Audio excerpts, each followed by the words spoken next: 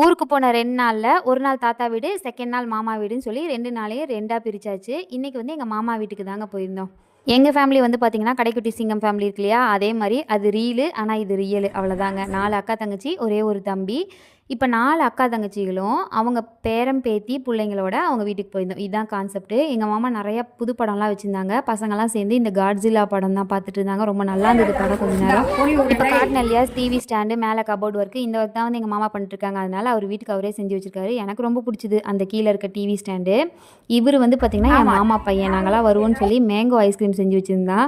Mango ice cream 1 நிமிஷத்துல காணாம போயிருச்சு. சரி ஐஸ்கிரீம் சாப்பிடுற கேப்ல வெளிய வந்து பார்த்தா செம்ம மழை. சரி நின்றும் போலான்னு வெயிட் பண்ணி பாட்டு கேட்டு டான்ஸ் ஆடி என்னென்னமோ பண்ணி பார்த்தோம்.